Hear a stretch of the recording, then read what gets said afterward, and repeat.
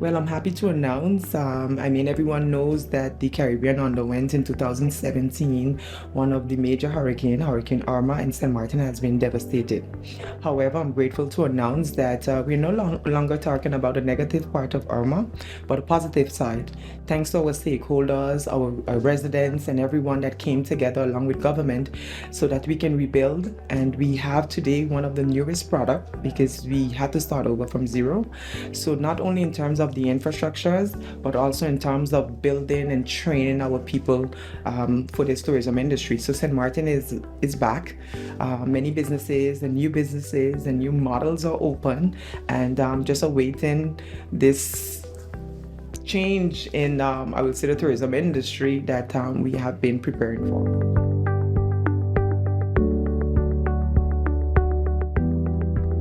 The voice of the people. When I say so, I always say there's no tourism product without its people and its culture.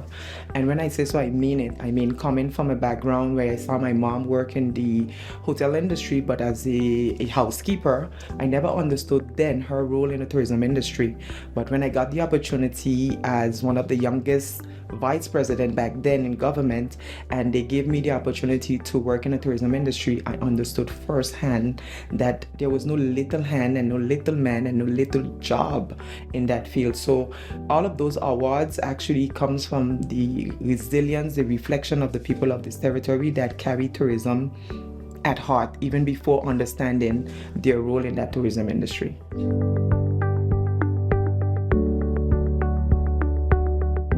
So I think in other destination, you have chairpersons of the tourism offices, the tourism bureaus that are appointed. In St. Martin, you must run on a list, you must be an elected official, and from there, you're actually elected to be the head of the tourism bureau that handles the marketing, promotional strategy. And on the governmental end, you handle everything to do with the strategy, what is the positioning that you give the destination. So it is a smooth transition. It must be coherent. Example, like I said, getting into government in 2017, my request was to do not separate culture from tourism. And this has not been something that has been done prior. And everyone was like, why? I said, because I don't see the separation. I don't see the difference in it, because one don't exist without the other. So we do have on the governmental end a lot of portfolios, but being elected, it gives you that opportunity to see a vision come to life.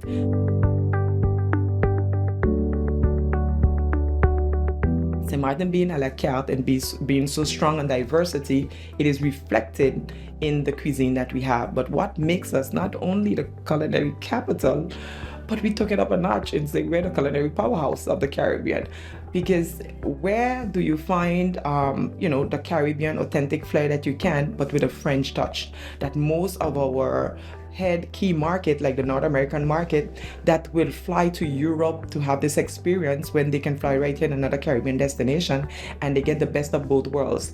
They get the authentic Caribbean, in all the spices and everything that we can find, but with that French savoir-faire, that French authentic side, that French mélange or fusion that you can find. So there's a district in St. Martin that is named Grand Cause, and that area, I believe, has placed us on the map, because you can leave from having a local authentic experience, which means from the sea to the pot. You can get your fish, you can get your lobsters, you can weigh it yourself, you can grill it, you can have your barbecue from right off the grill, you can have a good stew curry chicken down from a stew oxtail, and then you can find yourself in a gourmet restaurant at 2 seconds right next to it. You can get your foie gras, you can get all of those French flair that you wanna taste. So I believe that because of our positioning, because of our French ties, that's what makes it different from any Caribbean destination.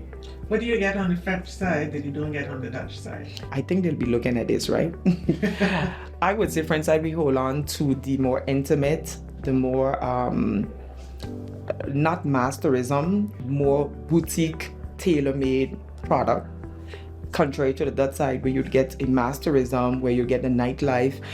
French side we are like bougie, meaning simple that you want to get a good meal, you want to have a good jazz, wine, or even local authentic music. But by 11 o'clock, after all the wine and after all the laughing, you can call it a night.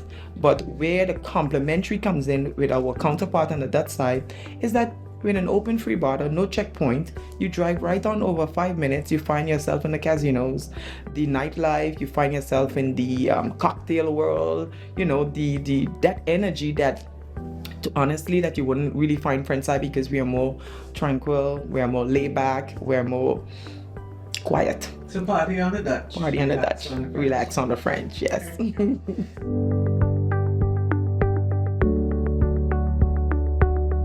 When you get over to the French side, it's really way far away from the mass, the busyness, and so forth that you will find. And our product is more a high-end product. That's the positioning that we choose.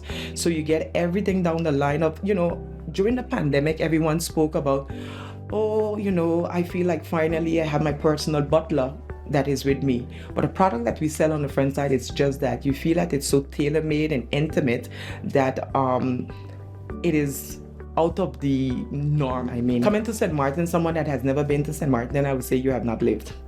I mean it in the most humblest way possible, because St. Martin has this spark. We say that we can't even put it into words. It's when you get to the destination, you definitely either make St. Martin your home, or you make it St. Martin your business place. You make St. Martin you become a repeated customer, and that has been the trend for St. Martin tourism model. You get this chance to really experience what it means to be a Caribbean destination, but with this French touch, that you don't have to travel to Paris for. This French European aspect that is merged and fusioned with the authentic Caribbean identity that we can find.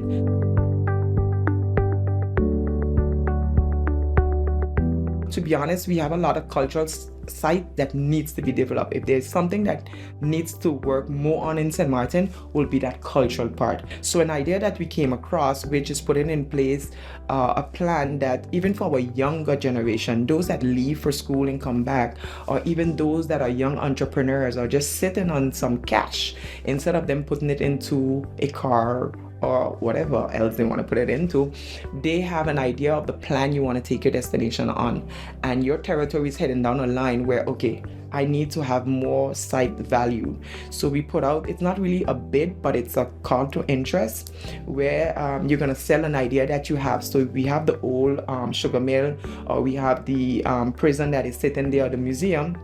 Let me see what idea you come across to revamp that area with all keeping the historical history that is still there, when you make it more innovative. Imagine sitting in an old museum and you have a virtual tour while you're having a great meal, or having arts and crafts that are presented in there. So I don't want to give them no ideas, but that's what we're seeking.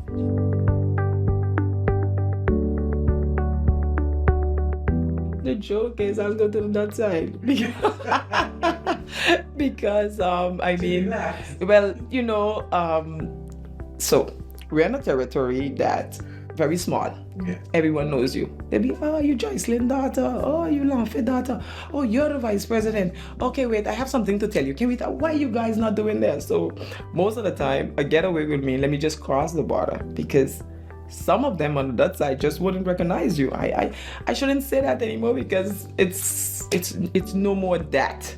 Everyone recognize you now after 10 years being in politics. But honestly, sometimes just cross the border a bit, because you say on St. Martin, cross the border a bit can change things. If not, unfortunately, you have to be intentional about what you're doing, and you have to impose certain things. So if I do get away in one of our villa products, or even one of our little boutique hotels, then I'm able to be like, no, I'm not working. But my assistant that is shaking her head in the back of us will be like, that don't work. My 14-year-old, soon to be 14-year-old, will be, that don't work, because mom can't say no. So a getaway in St. Martin is rough. is very rough. So if I have to stick on the French side, I maybe will go up Lottery Farm, take one of their cabanas where you have the natural pool from the natural water that we'll get there. Or like I said, one of our beachfront properties that we are able to just chill and do absolutely nothing, but it's very rare.